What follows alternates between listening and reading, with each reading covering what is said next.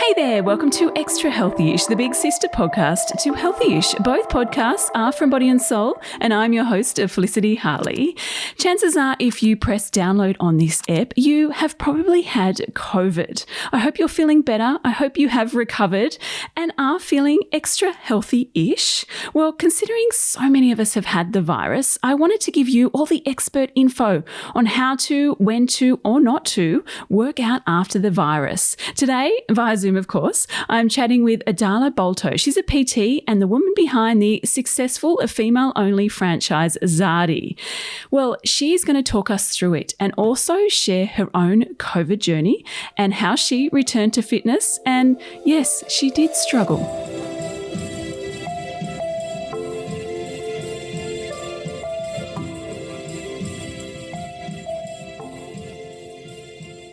Adala, happy New Year and welcome back to Extra Healthy-ish. Now, how are you planning on staying extra healthy-ish in 2022? Probably just recovering from COVID, right? Yeah, happy New Year to Felicity. Well, my plan to stay healthy-ish is to kind of keep doing what I've been doing. And I was served with COVID in the new year. So my New Year's resolutions changed for the time being, just getting through it and giving my body as much nourishment and rest that it can have to recover. But my New Year's resolution is not different to last year.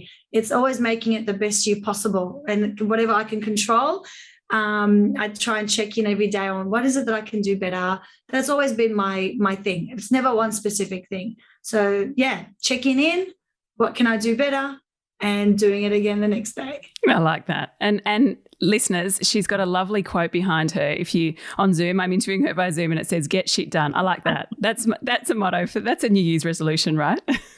Yeah. So literally, like I walk into any of our studios and our office, which is where I am today, and that is our brand motto. We do have all the layers underneath that get shit done. There's so many things so for you to be able to get shit done. But at the end of the day, this is the outcome we want. I like that. You know, you have to go through the steps. Yeah. Okay. From getting shit done to another shit experience. Sorry about all these swear words. Exercising after COVID, having COVID and getting back on. Now obviously people experience COVID differently, but is there kind of a general rule of how long after COVID should we wait until exercising again? Well, I spoke to some doctors that were treating me, and even they don't have an exact rule, but we have to use common sense and what we know from other viruses that have been around. If it takes you days to get over a flu, then why is this any different? So we need to pretty much follow the same rules, but it's not a flu. So there's more, it has a lot more, some of the strains do have the muscle aches and things like that. So obviously it's having some longer lasting impacts on our bodies, and we need to recognize that. So definitely treat it like anything else that your body's fighting. It's extra stress on your body. Exercise is stress on the body. So adding stress on stress is not a good idea. We need to feel like we're back to our 80% of our normal physical capabilities and optimal health before we can add any extra stress on the body. It's probably a sensible way to approach it. Yeah, I like that. Now, for those who didn't listen to Healthy-ish, you had, was it 4 fabulous tips about how to ease back into training after you've been knocked out with COVID?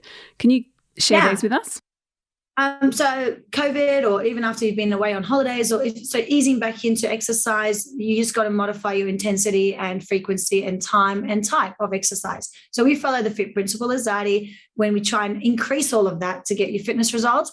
What I would do is decrease it all for the time being and then gradually build it up. So increase the frequency of attendance, take some more extra days off, intensity, reduce the intensity by bringing your heart rate down a bit to a moderate level, keeping it there, not aiming to go higher, reducing the weights you're lifting. You might be able to lift it in the moment, but you're not going to be able to recover probably as well after session.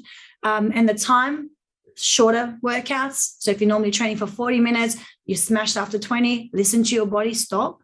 And type of exercise, perhaps aim for things that are a lot less strenuous, body-weighted exercise, activation, mobility, stretching, instead of coming straight into the gym, doing your personal best on a deadlift. Yeah, exactly. Gosh, you might be only deadlifting about 5 kilos when you used to be doing 15 or something, right? Or 30 I personally noticed I could probably still lift it, but with a lot more strain and a lot less and it's just not enjoyable. My body's not going to recover. Definitely felt weaker from my personal experience coming back. But, COVID is affecting our respiratory system from little that I know about it. It's not my place of expertise, but I genuinely sense that with everything I'm doing 4 and 5 weeks later, I feel like I'm getting enough oxygen when I'm doing regular activities. But when I'm trying to do more strenuous things, my body's just not getting that oxygen to the muscles as efficiently. So is there a sort of time frame? I mean, everyone's got different experiences, right? A girlfriend of mine got back to the gym 2 weeks later. You're saying for you it was a bit longer. Is there a time frame where our fitness levels will get back to what they were before? Or is it just a matter of waiting to see? From what I know about our bodies, I believe that so many people come back to the gym and recover from all sorts of horrible illnesses and injuries. The answer is yes, we can eventually get there unless it's left a long-lasting effect on us. We don't know too much about COVID and if it has been even a long-lasting result on people. But generally, everyone's going to be different. I was talking to a colleague yesterday who texted me and said, wow, after feeling better, now I'm feeling like I can't even go for a walk. And I had a nap this afternoon, which is so unlike me. And then I shared with him my walk. I couldn't even finish my walk and I had to walk back home very slowly. And then from that walk, I slept since 7:30 p.m. last night till 7 o'clock this morning. Wow. So we're all experiencing some very unusual behavior weeks and weeks later, and we're sharing that with each other. But I guess the consensus is none of us feeling normal after having it, the people we've been speaking with, and everyone's having some kind of lag, lagging effect.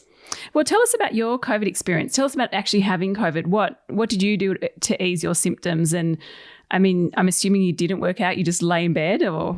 Oh, no, I did not. I mean, to be honest, I've used this analogy when a friend called me. She goes, how do you feel? I said, because we're all in the fitness industry. I said, the thought of lifting like a 3-kilo dumbbell right now is just out of the fucking question. Excuse my language. Oh, good.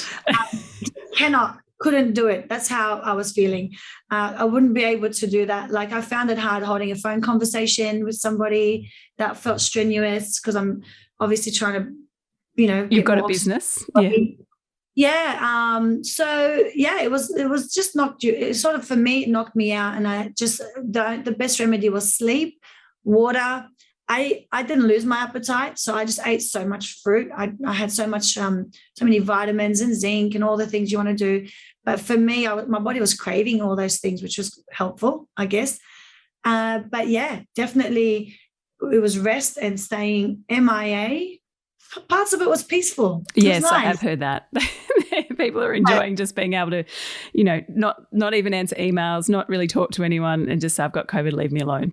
And with emails and things like that, they don't require much physical strain, but they require a lot of brain power. And I knew that, one, I'm reading the email, but I'm not really paying too much attention to the content. And my response wasn't going to be like a wholehearted response. So it's actually better to just leave it so you can do it justice later, because I wasn't able to focus and my focus wasn't as good as well. We'll be back after this short break with more from Adala. So how did you get back into exercise? I mean, talk us through that. When did you start again? How did you go? Did you overdo it? I naturally felt after about probably 8 days at home more energetic, and I stayed home for 14 days. So I started to do more cleaning, reorganize my wardrobe, and got into this spring clean like I was coming back to life. It was bizarre. And then I felt healthy enough to do all that. So then about day 15, I hit the gym, and I just tried to avoid any cardio, but I kept myself in a moderate intensity. I tried to work every muscle just to check that I could still do certain movements, but I wasn't focusing on load or anything like that. So I did push-ups on my knees, for example. I stuck to a number 8 or 10 reps. I was happy with 8 to 10 reps of every exercise. And just my goal was 25 minutes, move my body. That's it.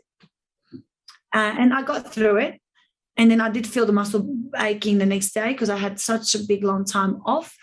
And so it made logical sense why that would be probably my maximum for the next couple of weeks, because I tested it and I was tired. So I thought, okay, I need to stick to 20 minutes. I don't think I can do a whole class start to finish at the same intensity. And then I'll just keep monitoring it and approaching it in that way. I feel better today than day one. And what about, did you hit a mark where you went too hard? Is it possible to go hard too soon? And how can you tell if you're not ready? It's definitely possible. I can give you a personal example. I did try and attempt a deadlift about last Friday of a weight that I'd normally be comfortable with, and I got through it. But by the third set, I felt really uncomfortable, where again, it was almost like an oxygen deficiency symptom. I was not able to recover from that first and second set to even do the third set. And then I felt tired the entire day. Friday night, I was just knocked out, like tiredness-wise, and then woke up Saturday feeling really flat. So, yeah, and I didn't follow my rule. I went from light to my usual weight. So gradually increase. So you've just got to tell yourself to step back, just give it time. You will get there. That's what the body is designed to do, to heal itself. Yeah, and there are some people that will listen to me and say, well, I was fine after 3 days and I was able to lift, and that is perfectly normal. Everyone's going to have a different experience. But if you are experiencing things that's similar to what I've described, I guess, or you hear some friends, then think, okay, well, maybe I'm one of those people that I just need a little bit more time. Yeah. Just go with the flow. We've got plenty of time to hit the fitness goals that we have. And my perception of a fitness goal is different to others. I mean, I own Zadi, and I'm, very passionate about people reaching their goals. My personal one is, my goal is to be always active, always consistent, always healthy. So I don't really have a specific, I want to get to that level by that date. I've never set goals like that for myself. And I suppose the other thing is you can always try different forms of exercise. Okay, so maybe before you had COVID, you were just all about HIIT. And now after COVID, why not try something else ago? Or, you don't have to, I mean, you will come back to that HIIT eventually, or just do one HIIT as opposed to 3 or 4, however many you did during the week or whatever, and then try Pilates or something different. And HIIT is a buzzword because people know high-intensity interval training works. But at Zadi, for example, we don't just do HIIT. Our workouts are very varied, and any workout can be modified. You could be in a cardio class that we're calling, work bitch, and it's a HIIT class. But if you maintain a heart rate that's not above 65 and you take longer rests, you've already modified it. So you can change the form of exercise or just modify what you're currently doing. I'm doing a lot more body weight than I used to. I've put the weights down for the time being, and I'm just focusing on getting really good form, really good technique, really good deeper muscle activation, and then getting back onto lifting heavier. Because at the end of the day, we lift weights to put the body through something that is more harder, so that we can get fitness and strength gains. But if you're finding doing a squat without weights difficult, you're already putting strain on your body to increase your, fitness gains. And once that gets too easy, then you add the weight. So same principle. Now, that's actually a really good tip. Now, what about returning to the gym, or even if we haven't had COVID, are there any steps that we should take to protect ourselves from contracting the virus? I haven't had COVID personally, but I do go to the gym here and there, a couple of times a week, and I get nervous. I'm like the crazy woman in the side, like wiping everything down, washing my hands. Yeah, well, Felicity, it's out there and it's everywhere, and it's other than the company, every business is letting people know if there has been cases, so all the precautions have been taken to minimize it. But anytime we leave the house, there's a risk. And obviously, what we've learned from history is wearing a face mask is helping, sanitizing is helping. I know gyms are very vigilant because we do get a bad rap. It's a place where people sweat and breathe heavy. So people just translate that into, oh my God. But it's actually places it's those underlying, for example, you go to a supermarket, we are wiping things down on the handle of our trolley, but then people are touching everything on the shelves constantly and they're not getting wiped down. Every dumbbell, every barbell, everything gets wiped down so many times at the gyms, from my experience of what we do after every single use. So although it might seem like somewhere that's, because it has that perception, it's getting extra attention. Yeah, actually, just to back you up on that, I did see a report out of the UK last week that said you're more likely to catch COVID doing your weekly grocery shop than at the gym. Yeah, and honestly, I haven't read that article, but I totally agree. I'll send it to you. No, like when I'm buying my fruit, I'm thinking, oh my God, how many people have been in here breathing on this stuff? The guy that's unpacking it, the guy that put it in here. Like, so there's much, because I'm thinking back to our business and how we operate. People, it's a touch-free check-in. You're not touching anything to check in. You have your own station, you have your own weights that our staff have wiped down numerous times. Then you wipe them down before you leave. Then we wipe them again just in case you didn't wipe them properly. I don't think everything I touch in the supermarket is getting that level of attention. Definitely not when you open the fridges. That's what I always get nervous about, the fridges. And there's a solution. You can do online shopping, but you can't sit on the computer and move your muscles. So for the benefit outweighs the risk in comparison. And if you know your gym is following procedures and protocols that are very healthy and safe, and they're trying to minimize the risk, you'd be able to judge that when you walk in. There may be some gyms that are not being as vigilant. Then I guess when you see that, you can either bring it up to management or just stop coming. But if you know you're getting all those boxes ticked, you're being able to book in a class that's not, overcrowded. We're not getting overcrowding in our sessions. So, there's social distancing happening. We're making sure people have their own station. We're making sure people are wiping down before and after. So if all those boxes are ticked, then that satisfies you. Yeah. You're taking the precaution. Now, just finally, I saw a report that came out recently by Fitness Australia. It's called the Way Down Report, and it revealed gyms across $2 billion industry, wow, big industry, found it difficult to recover between the outbreaks, with social distancing obviously having an impact on revenue, shrinking customer bases. How have you coped during the past 2 years? Well, we're part of that $2 billion industry, and we've been affected in the same way as everyone's reported. Zadi is slightly unique.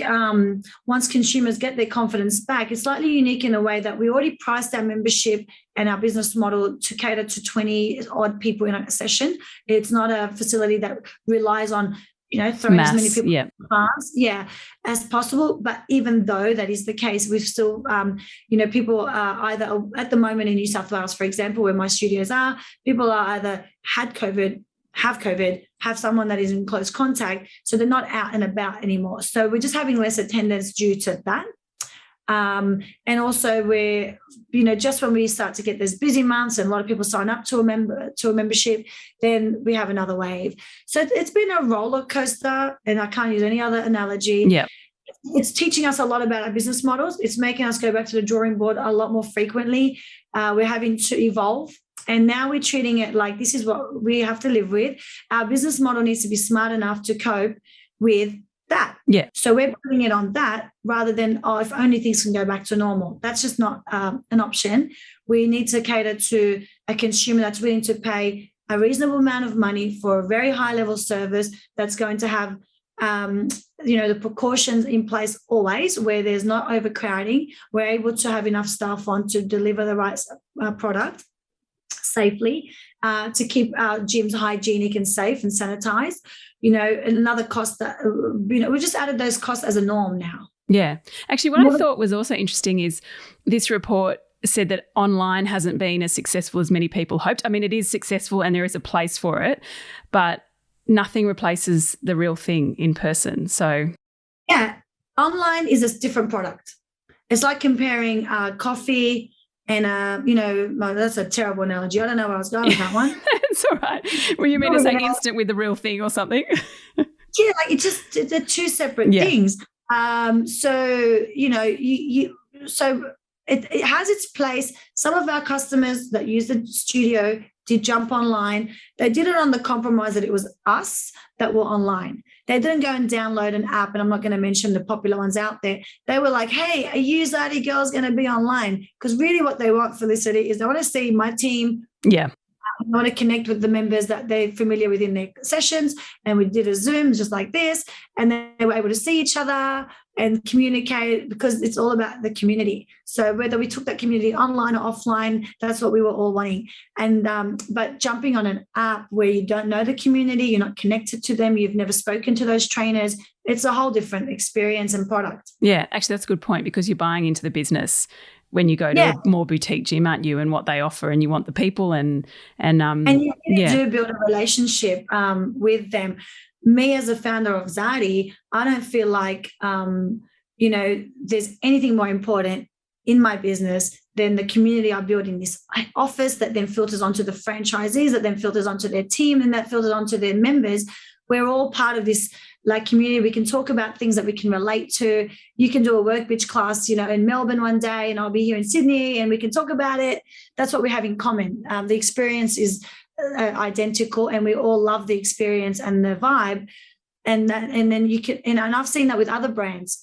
They just build these communities where people are very passionate about the product and the experiences, and you can bump into somebody from, for example, an F45 in another country, and I do it too. And they've got so much to talk about because they are part of this community. Yeah. And that's why the boutique industry will not really ever be comparative to an online, but there are online communities too, and they function in their own ways. Absolutely. Yeah. Well, good luck this year. I hope all runs a lot smoother than the past couple of years. Adala, thank you so much for coming on Extra Healthy-ish.